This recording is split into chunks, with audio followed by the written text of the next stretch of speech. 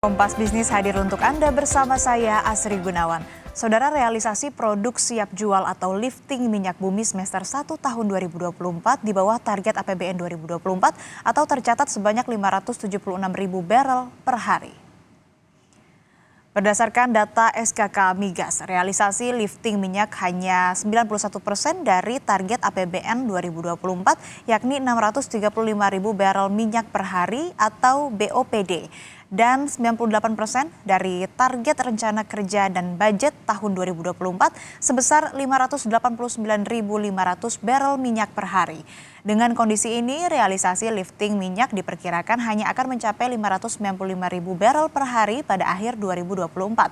Banjir di lokasi pengeboran sumur jadi salah satu hambatan dalam realisasi lifting minyak.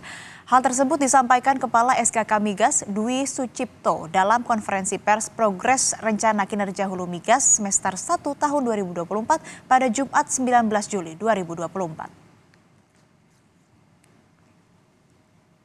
Lifting minyak sampai dengan semester 1 karena kita di semester 1 mengalami gangguan banjir di mana-mana sehingga drilling praktis lebih dari 1 bulan tidak bisa dilakukan hingga ada beberapa keterlambatan kegiatan drilling yang mengakibatkan realisasi produksi minyak kita adalah 576.000 barel per hari. Kita beralih ke informasi lainnya, Saudara. Sampai dengan 18 Juli lalu, sudah ada 32 perusahaan yang mencatatkan sahamnya di Bursa Efek Indonesia dengan himpunan dana sebesar 4,9 triliun rupiah. Saat ini, regulator pasar modal tidak hanya berfokus pada peningkatan jumlah perusahaan tercatat, namun juga pada kualitas calon perusahaan tercatat. Lalu bagaimana detailnya? Kompas Bisnis saat ini sudah bersama dengan Direktur Penilaian Emiten dan Perusahaan Publik Otoritas Jasa Keuangan, Kun Widarto. Pak Kun, selamat pagi. Selamat pagi Mbak Asti. Ya Pak, ini kan ada 32 emiten baru dengan nilai emisi 4,9 triliun. Lalu sebetulnya secara umum bagaimana sih kinerja pasar modal di Indonesia sampai dengan tengah tahun 2024? Baik Mbak Asti, kinerja pasar modal di Indonesia saat ini masih cukup menguat walaupun di tengah tekanan pasar maupun dari sisi geografis maupun dari The Fed. Penguatan ini bisa dilihat dari per 19 Juli 2024 IHSG masih meningkat sebesar 0,30% year to date di level 7.294,50. Kemudian Indonesia Komposisi Bond Index juga menguat sekitar 2,20% year to date ke level 382,86. Dan dari sisi penghimpunan dana juga pasar modal masih on the track, yaitu sebesar 127 triliun per 19 Juli 2024 dari target sebesar 200 triliun. Itu mungkin Bu Asti. Tapi Pak, kalau dengan parameter besar atau kecil, ini sebetulnya bagaimana kinerja pasar modal Indonesia dari sisi penerbitan efek hingga semester 1 di tahun ini, di tahun 2024? Ya, jadi dari sisi penghimpunan dana sampai dengan semester 1 itu sudah mencapai 120 triliun yang dilakukan oleh 120 emiten, di mana 25 emiten itu merupakan emiten baru. Jumlah 25 ini merupakan mencapai 5% dari total keseluruhan IPO di dunia. Ada sekitar 551 IPO yang ada di dunia. Jadi Indonesia menempati peringkat ke-7 di semester pertama di bawah India 151, kemudian Amerika sekitar 80, di Tiongkok ada 44, di Jepang ada 37, dan Hong Kong dan Korea Selatan sama-sama 27. Jadi nilai penghimpunan dana melalui pasar modal didominasi saat ini adalah didominasi oleh efek bersifat utang ataupun sukuk sebesar 67%. Kemudian ada penawaran umum terbatas sekitar 30%. Kemudian ada IPO saham yang sekitar 3%.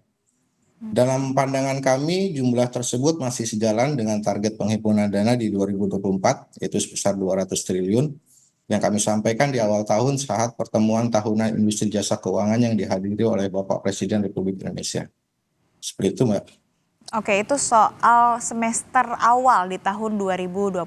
Lalu kalau dengan semester 2 tahun ini, apakah akan cukup menantang bagi pasar modal, Pak?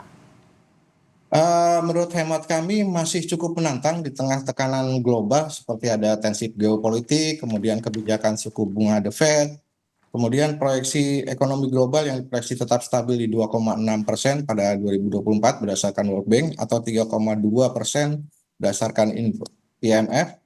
Kemudian ada juga kondisi domestik seperti perkembangan nilai rupiah, kebijakan suku bunga Bank Indonesia, perkembangan inflasi, kemudian perkiraan pertumbuhan ekonomi yang masih di sekitaran 4,9 sampai 5%. Kami masih melihat ada ruang untuk bergerak berkinerja positif di pasar modal Indonesia. Hal ini juga didukung dengan pipeline yang ada di kita. Saat ini ada 112 pipeline penawaran umum dengan nilai indikatif sekitar 35,77 triliun. Kami optimis 200 triliun di akhir tahun ini akan tercapai karena pengalaman kami di tahun-tahun sebelumnya, laporan keuangan Juni itu baru akan masuk pernyataan pendaftarannya di bulan Agustus atau September. Sehingga kami berharap nanti di akhir tahun akan tercapai 200 triliun.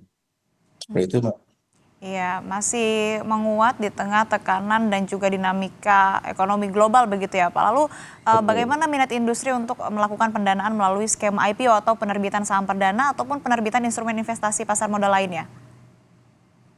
Jadi melihat penawaran umum per 19 Juli 2024 sebesar 127,4 triliun yang terdiri dari efek bersifat utang dan sukuk yang mencapai 87,59.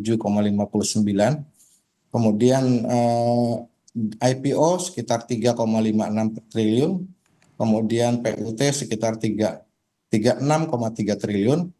Kami optimis minat industri masih cukup tinggi untuk mencapai pendanaan di pasar modal. Hal ini tentunya masih sangat dinamis tergantung dari perkembangan ekonomi kondisi global, kemudian kondisi domestik seperti kebijakan suku bunga maupun perkembangan inflasi. Jadi seperti itu Mbak Asri.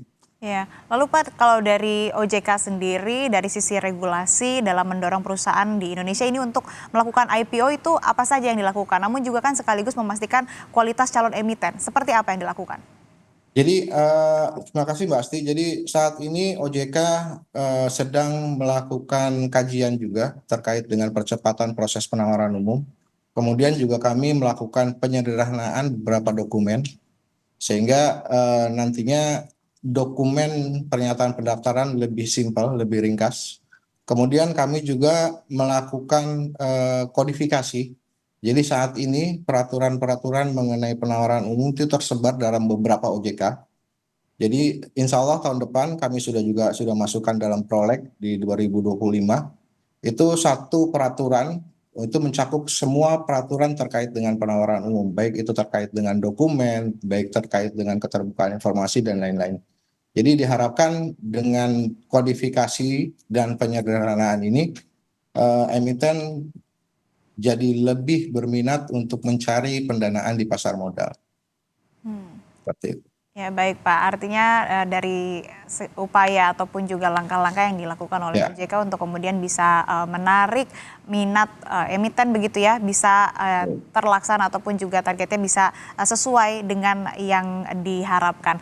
Baik, terima kasih Direktur Penilaian Emiten dan Perusahaan Publik Otoritas Jasa Keuangan, Bapak Kun Widarto telah bergabung bersama kami di Kompas Bisnis. Sehat selalu Pak. Terima kasih.